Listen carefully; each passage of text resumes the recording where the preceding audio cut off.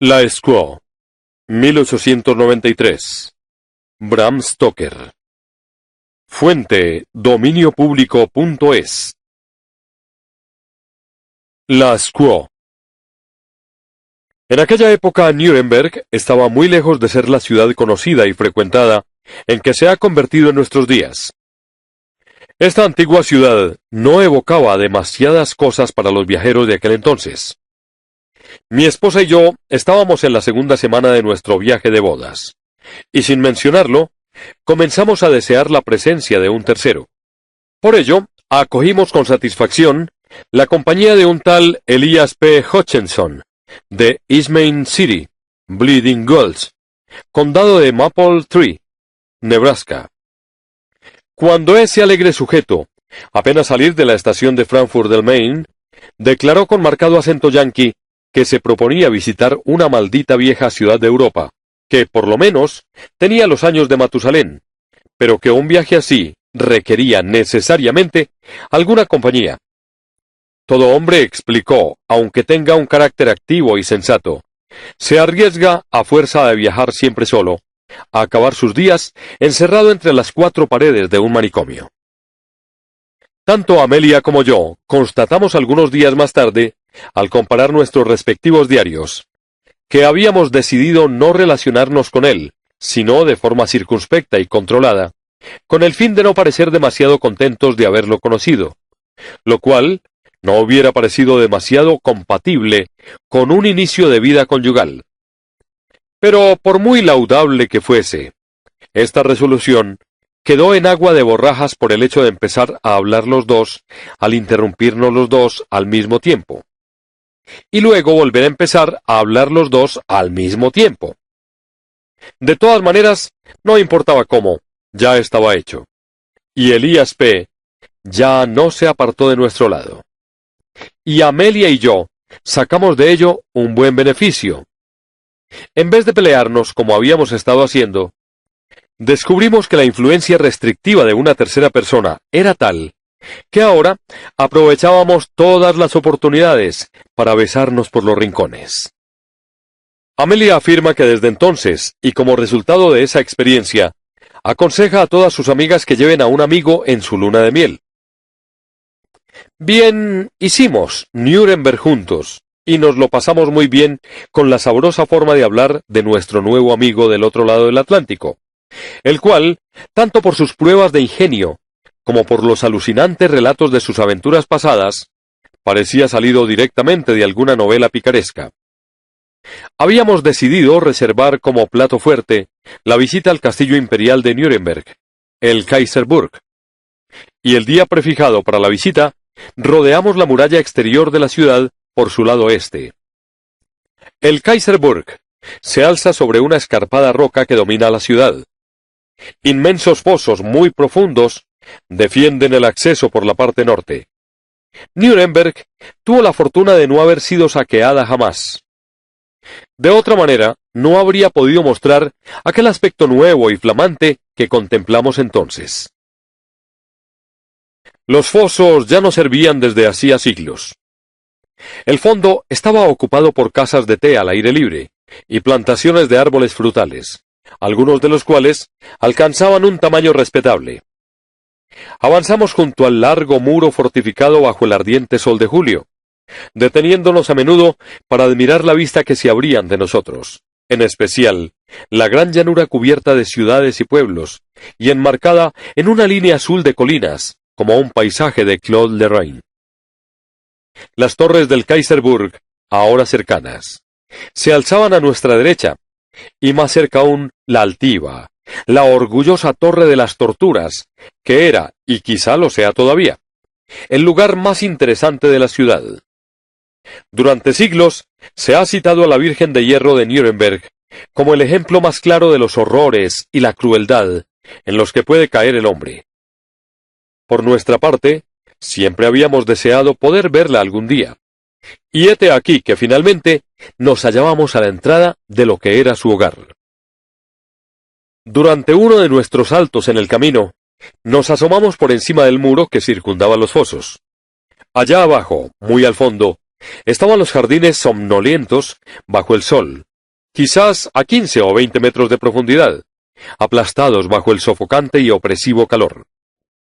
Más allá unas enormes murallas grises y hoscas, de una altura impresionante, se perdían a izquierda y derecha en los ángulos del bastión y la contraescarpa. Árboles y arbustos coronaban la cumbre. Detrás se alzaban altivas mansiones a las que el tiempo había dado una belleza aún mayor. El calor nos agobiaba. Caminábamos lentamente. Sin prisa alguna, nos detuvimos allí mismo, y nos volvimos a asomar por encima del muro. Entonces se nos ofreció un cuadro encantador. Una gran gata negra estaba tendida cuan larga era al sol, mientras un gatito del mismo color correteaba alegremente a su alrededor. La madre agitaba lentamente la cola para divertir a su pequeño, y lo empujaba con la pata para animarlo a jugar. Los dos animales estaban al pie del muro a nuestro nivel, y Elias P. Hutchinson se inclinó y tomó una piedra de tamaño bastante considerable con el fin de participar en sus juegos. «Miren», nos dijo con su divertido acento yanqui, «la voy a lanzar cerca del gatito, y se van a quedar preguntando ¿de dónde habrá salido?». «Oh, vaya con cuidado», le recomendó mi esposa. «Podría herir al pobre gatito». «Yo jamás lo intentaría, mi querida amiga», replicó Elías P. «Tengo un corazón tan tierno como un cerezo de New Hampshire. Por Dios, tengo tan pocas intenciones de dañar a ese hermoso animalillo como de arrancar la cabellera a un niño de teta. Por lo demás, no hay ningún peligro. Mire, podría apostar lo que quisiera, hasta sus medias de fantasía, a que no voy a fallar. Fíjese, la voy a lanzar un poco hacia un lado, así». Dicho esto, se inclinó hacia adelante, extendió el brazo y lanzó la piedra. Tal vez exista una fuerza de atracción que haga que un cuerpo, sea cual sea su volumen, acabe siempre por alcanzar a otro más grande que él. O quizá simplemente el muro no fuera totalmente vertical, cosa que no podíamos comprobar desde el punto en que nos hallábamos. Fuera lo que fuese, nos llegó un ruido blando, desgarrador, a través del cálido aire. La piedra acababa de dar de lleno en la cabeza del gatito y le había reventado el cráneo. La gata negra lanzó una rápida mirada en nuestra dirección, y vimos sus pupilas verdes y llameantes fijarse intensamente en Elias P. Hutchinson. Luego se volvió hacia el cuerpecillo tendido junto a ella, cuyas patitas todavía se agitaban imperceptibles, presas de convulsiones, mientras un hilillo de sangre brotaba de la herida abierta. Entonces, con un sollozo ahogado, casi humano, se inclinó sobre el gatito, ahora inerte, y se puso a lamerle, gimoteando la herida. De pronto pareció darse cuenta de su muerte, y una vez más, alzó su mirada hacia nosotros, una mirada que nunca voy a olvidar. Tal era el odio que de ella se desbordaba. Un fuego enconado ardía en el fondo de sus ojos verdes. Sus dientes blancos y agudos parecían brillar bajo la sangre que manchaba sus labios y bigotes.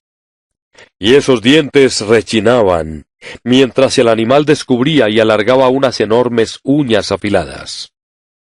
De pronto saltó desesperadamente hacia el muro para intentar alcanzarnos, pero no lo logró y volvió a caer sobre el pequeño cadáver. Cuando se volvió a alzar, todavía nos pareció más horrible. Tan pegajoso estaba su pelo oscuro por la sangre y los sesos. Amelia se desvaneció. Fue preciso que la transportase hasta un banco próximo, bajo la sombra de un plátano, donde recobró lentamente el conocimiento.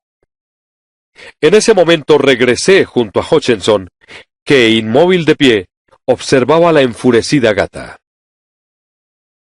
«¡Vaya, por Dios!», exclamó al ver que me acercaba.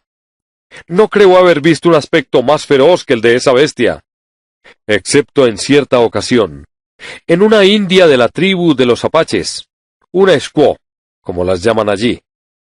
Recuerdo cuando la squaw, apache, tuvo entre sus manos a un mestizo al que llamaban astillas, para vengarse de lo que éste le había hecho al papús, o sea, al niño de esa squaw, al que había raptado en una correría para vengarse a su vez de la forma en que los apaches habían aplicado la tortura del fuego a su madre. La india estuvo mirando lo que le hacía el mestizo a su papús, como si no quisiera olvidar un solo detalle. Persiguió a Astillas durante más de 3 años, hasta que al final los bravos de su tribu lo atraparon y se lo entregaron. Dicen que ningún hombre blanco o indio ha tardado tanto en morir bajo las torturas apaches. La única vez que la vi sonreír fue cuando la eliminé. Llegué a su campamento justo cuando Astillas exhalaba su último suspiro, y les aseguro que a él tampoco le supo mal morir. Era un tipo demasiado duro, y yo nunca le había mostrado ninguna amistad después de lo del crío indio, pues había sido una gran canallada, y eso que tenía todo el aspecto de un hombre blanco. Pero pagó su deuda hasta el último centavo, y más aún, con creces. Lo único que pude hacer con él fue conservar un trozo de su piel, ya que lo habían despellejado totalmente, y mandar que me forraran una agenda con ella. Aquí está, dijo, palmeándose el bolsillo del chaleco. Mientras hablaba, la gata trataba de alcanzar frenéticamente la parte alta del muro. Primero tomaba impulso, y luego saltaba, llegando a veces a una altura sorprendente. Aunque siempre volvía a caer al fondo, no parecía importarle. Volvía a intentarlo con creciente ardor. Hutchinson era un buen muchacho. Tanto mi mujer como yo nos habíamos fijado en la amabilidad con que trataba tanto a personas como a animales, y parecía sinceramente entristecido por el estado de furor en que veía a la gata. «Lamento mucho no poder hacer nada», dijo. «Pobre animal. Parece tan desesperado. Mira, no es culpa mía. Ha sido un accidente. Y todo esto no te devolverá a tu pequeño. Lo lamento. Nunca hubiera deseado que sucediese tal cosa. Ni siquiera por un fajo de billetes. Espero, coronel». Una de sus diversiones habituales era la de atribuirnos títulos imaginarios. «Que su esposa no esté demasiado irritada conmigo por este desgraciado incidente. La culpa no es mía, y no se puede llegar a imaginar hasta qué punto lo lamento». Se aproximó a Amelia y se deshizo en excusas. Ella lo confortó, asegurándole que nunca había dudado de que se tratase de un accidente. Luego regresamos al muro para ver lo que hacía la gata. Esta, al no ver a Hutchinson, se había quedado al acecho al borde del foso, dispuesta a lanzarse de nuevo. En cuanto lo vio, saltó con un furor ciego, que hubiera parecido risible en otras circunstancias. Ya no trataba de alcanzar la parte alta del muro. Simplemente se limitaba a lanzarse hacia Hutchinson como si la violencia de su odio, prestándole alas, pudiera permitirle franquear aquella gran distancia que los separaba. Amelia, con el infalible instinto de su sexo, se dio cuenta de inmediato del peligro. «Tenga cuidado», le dijo a Elías P. con voz inquieta, «porque es seguro que si estuviera aquí, ese animal trataría de matarlo. La muerte brilla en sus ojos». «Perdóneme, mi pequeña amiga», replicó Hutchinson con una carcajada, «pero no puedo impedir reírme. Es demasiado divertido. Yo que he cazado al oso pardo y al indio, quiere que tenga cuidado de una gata». Cuando el animal oyó las risas, interrumpió sus intentos. Fue a sentarse lentamente junto al cadáver de su pequeño, y comenzó a lamerlo como si aún estuviera vivo. «Ahí tienen», dije, «los resultados de la acción de la voluntad de un hombre fuerte. La misma gata, a pesar de su furor, ha reconocido a su dueño, y se inclina ante él». «Exactamente igual que una squaw», fue el único comentario de Elías P. Hutchinson, mientras reemprendíamos nuestro camino a lo largo de los fosos. De vez en cuando nos volvíamos para mirar por encima del muro, y cada vez veíamos a la gata que nos seguía. A veces regresaba al lado del pequeño cadáver, pero como la distancia no dejaba de aumentar, lo tomó en su boca, y así nos siguió. Sin embargo, al cabo de un tiempo lo abandonó, pues la vimos seguirnos sola. Evidentemente, había escondido el cadáver en alguna parte. La alarma de Amelia empezó a crecer ante la persistencia de la gata, y más de una vez repitió su advertencia. Pero el americano se reía siempre, divertido, hasta que finalmente, viendo que comenzaba a estar preocupada, le dijo: «Le aseguro, señora, que no debe asustarla esa gata. Soy un hombre prevenido, puede estar segura». Y se palmeó el bolsillo de la parte trasera de su pantalón, donde siempre llevaba una pistola. «Vaya, antes que seguir viéndola preocupada, estoy dispuesto a matar de un tiro a ese animalillo, aquí mismo, y arriesgarme a que la policía se mezcle en los asuntos de un ciudadano de los Estados Unidos por llevar un arma sin permiso». Mientras hablaba, miró por encima del muro, pero la gata, al verle, se retiró con un gruñido y se ocultó en un macizo de flores. «Vaya por Dios», dijo Hutchinson, «ese animal tiene más sentido común que el que poseen la mayoría de cristianos. Supongo que ya no la veremos nunca más. Les apostaría cualquier cosa a que ahora va a buscar a su cría para hacerle un hermoso entierro». Amelia no dijo nada más, por miedo a que en un erróneo acto de amistad hacia ella cumpliese su amenaza de matar a la gata. Así que proseguimos nuestro camino y cruzamos el pequeño puente de madera que llevaba a la puerta en la que se iniciaba la empinada senda enlosada entre el Kaiserburg y la pentagonal Torre de las Torturas. Mientras cruzábamos el puente, vimos de nuevo a la gata debajo de nosotros. Cuando nos vio, su furia pareció ganarla de nuevo, e hizo frenéticos esfuerzos por escalar la pared vertical. Hutchinson se rió al verla y le dijo: «Adiós, vieja amiga. Lamento haber herido tus sentimientos, pero ya se te pasará el enfado. Hasta otra». Y atravesamos la alta y oscura arcada y llegamos a la puerta del Kaiserburg. Cuando salimos de nuevo tras nuestra exploración de aquel hermoso lugar antiguo, que ni siquiera los bienintencionados esfuerzos de los restauradores góticos de hace 40 años habían logrado estropear, pese a que esta restauración era de un blanco brillante, parecíamos haber olvidado por completo el poco placentero episodio de la mañana.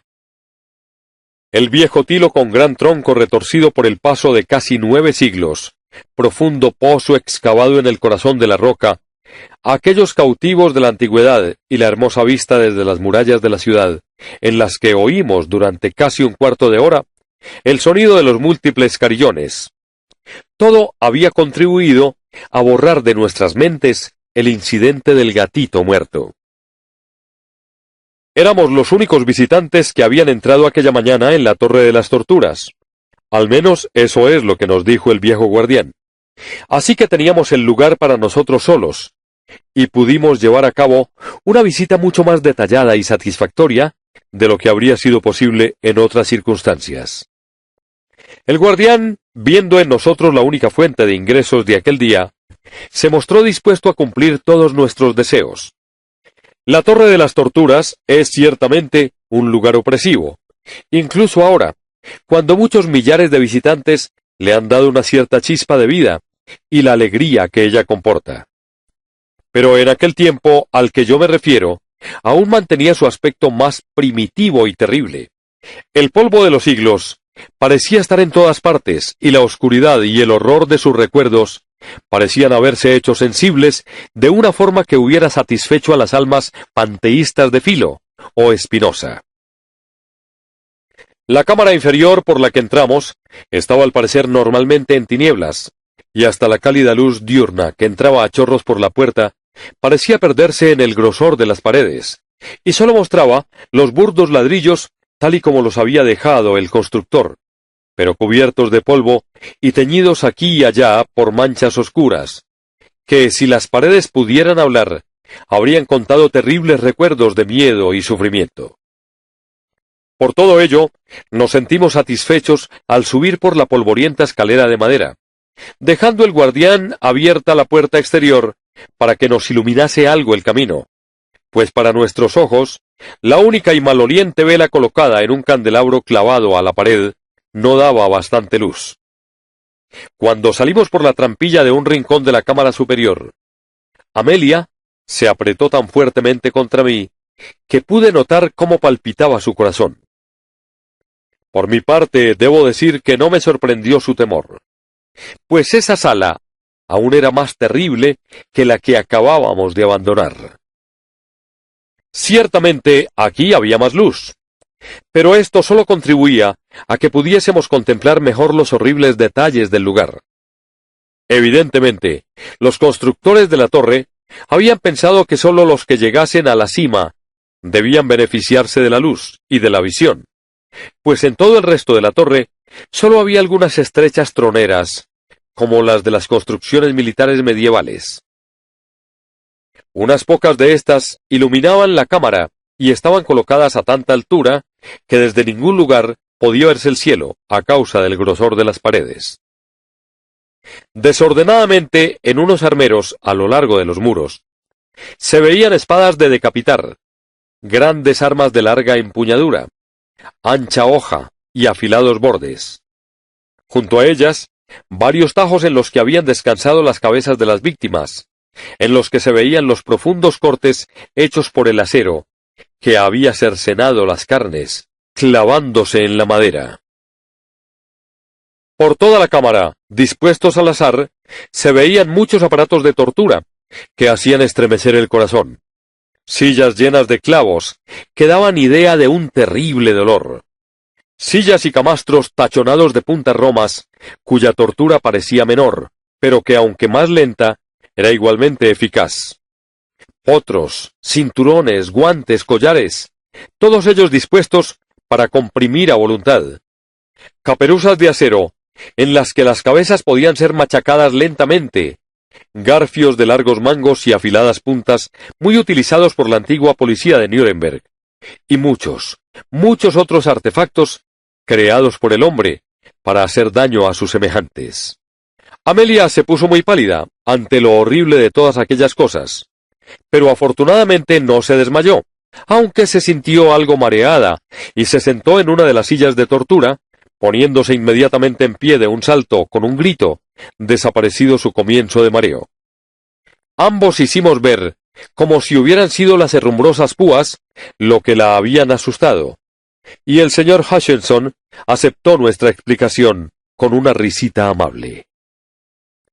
Pero el objeto principal de aquella cámara de los horrores era el artilugio conocido como la Virgen de Hierro, colocado en el centro de la habitación. Tenía la forma aproximada de una mujer de amplias formas. Uno apenas hubiera reconocido en ella la figura humana si no se hubiera preocupado el herrero de dar a su rostro una forma más cuidada. El artefacto estaba cubierto por una capa de óxido y de polvo. Había una cuerda atada a una anilla en la parte delantera, más o menos donde debiera de haber tenido la cintura. Cuerda que pasaba por una polea clavada a la viga de madera que sostenía el techo. Tirando de la cuerda, el guardián nos mostró que la parte frontal se movía sobre unas bisagras, como si fuera una puerta. Entonces vimos que el artilugio tenía unas paredes de considerable grosor, que apenas dejaban lugar en su interior para que en él fuera introducido un cuerpo humano.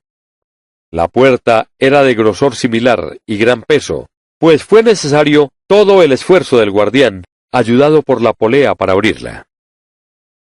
Este peso era debido, en parte, al hecho de que, evidentemente, se había diseñado la puerta de forma que colgase de tal modo que su propio peso la hiciera cerrarse en cuanto se soltase la cuerda. El interior estaba manchado por el óxido, pero no solo por eso, pues el óxido, producido por el tiempo, no hubiera podido morder tan profundamente las paredes de hierro, y las señales interiores eran verdaderamente profundas. Tan solo cuando nos acercamos a mirar detenidamente el interior de la puerta, fue cuando nos dimos cuenta de su diabólica misión. Había allí varias largas púas, cuadradas y gruesas, de amplia base y afilado extremo, colocadas de tal forma que cuando se cerrase la puerta, las superiores atravesasen los ojos de la víctima, y las inferiores su corazón y otras partes vitales. La visión fue demasiado para la pobre Amelia, y esta vez cayó desmayada, y tuve que bajarla por la escalera de madera y llevarla hasta un banco del exterior, donde se recuperó. La impresión que sintió fue tan grande que mi primogénito tiene un antojo en el pecho que, según toda mi familia, representa a la Virgen de Nuremberg.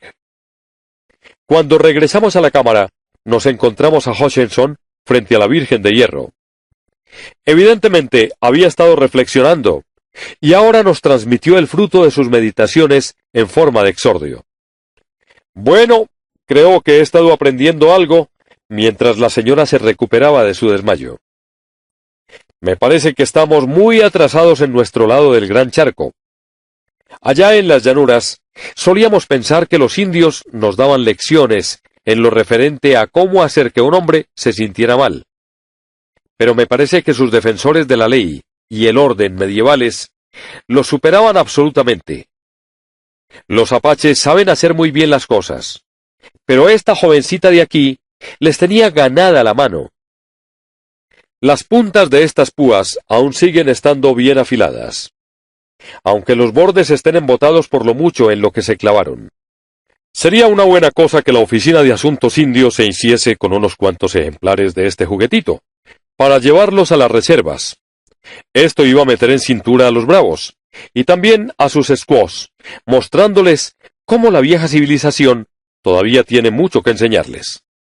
Francamente, me gustaría entrar un momento en esa caja, para ver lo que se siente. «Oh, no, no», dijo Amelia. «Es demasiado terrible. Mi pequeña amiga, no hay nada demasiado terrible para una mente inquisitiva. Me he metido muchas veces en buenos líos.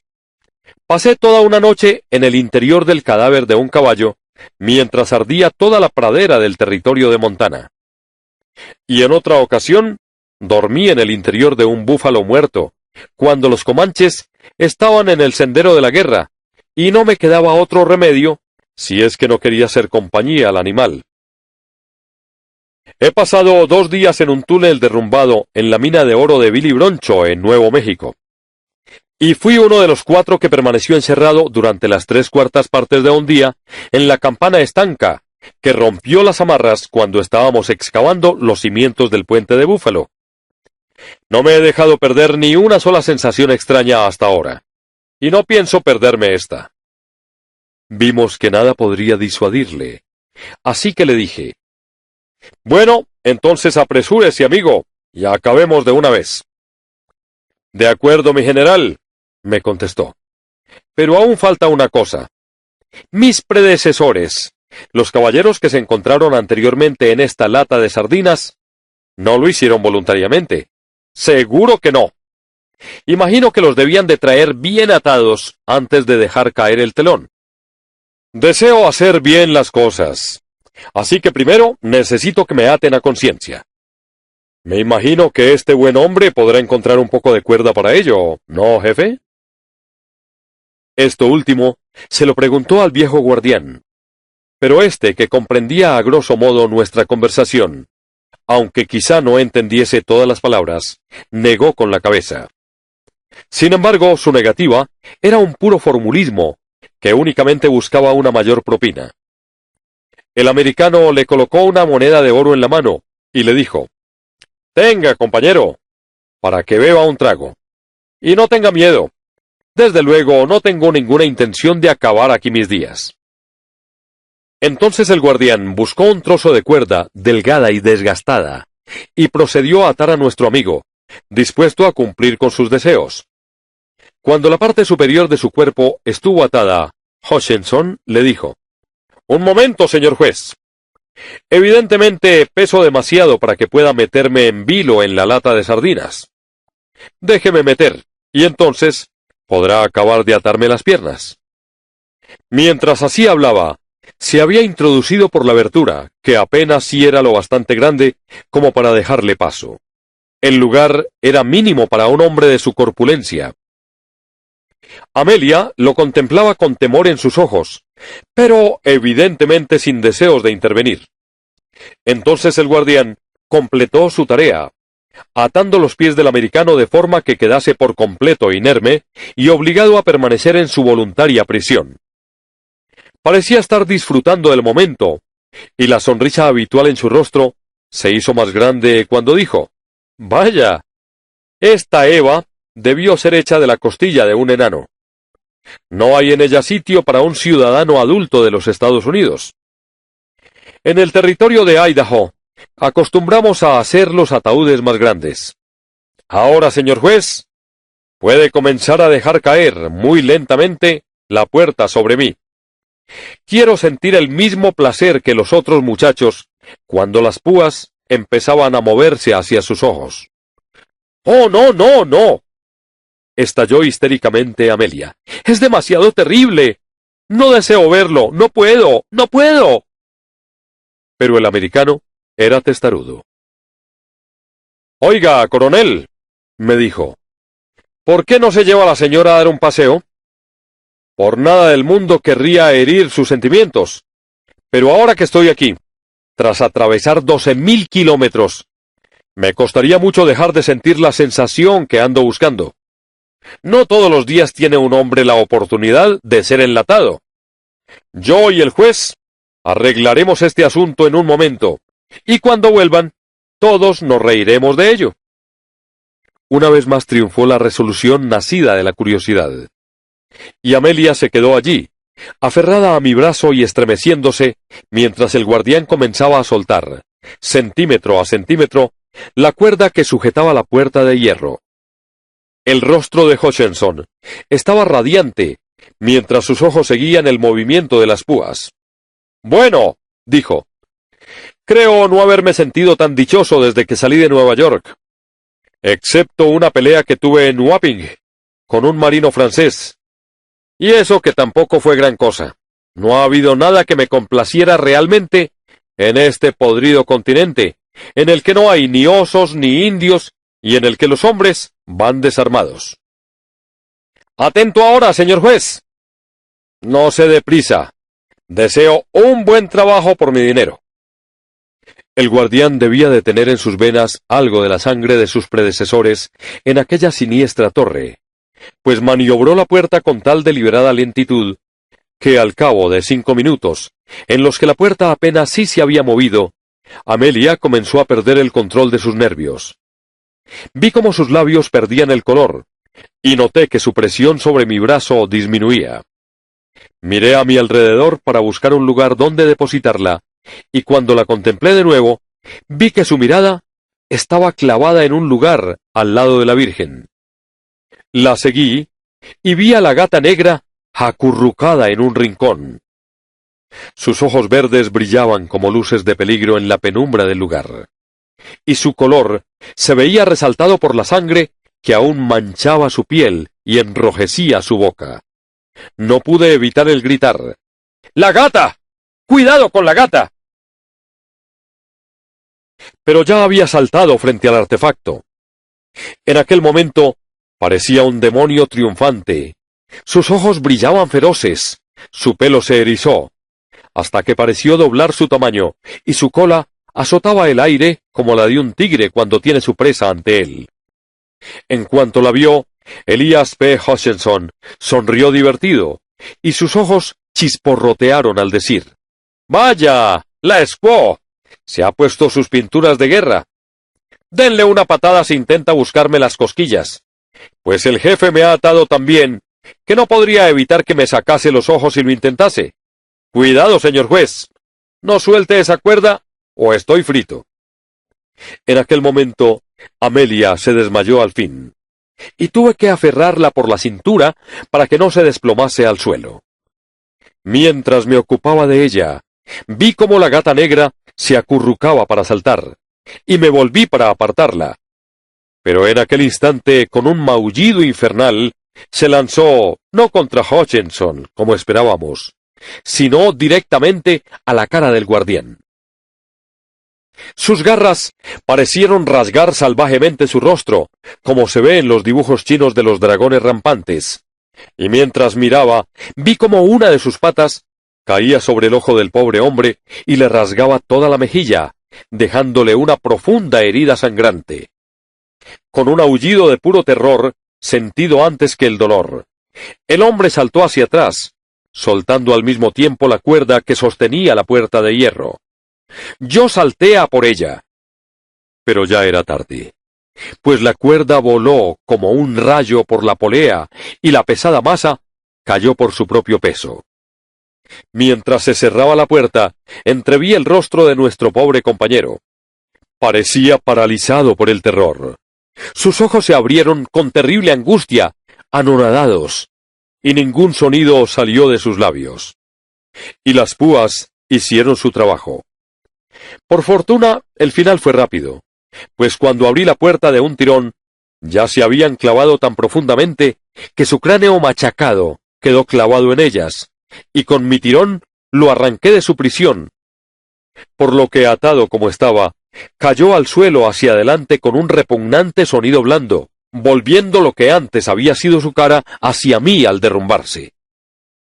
Corrí hacia mi esposa, la alcé y me la llevé fuera, pues temía por su razón si al recobrarse del desmayo veía aquella escena. La dejé sobre el banco del exterior y corrí de nuevo dentro. Apoyado contra una columna de madera estaba el guardián, sollozando de dolor, mientras se cubría los ojos con un pañuelo ensangrentado. Y sentada sobre la cabeza del pobre americano estaba la gata, ronroneando fuertemente, mientras lamía la sangre que brotaba de las reventadas pupilas. Creo que nadie me podrá acusar de crueldad, si confieso que tomé una de las antiguas espadas de ejecución, y partí en dos a la gata, que ni se movió.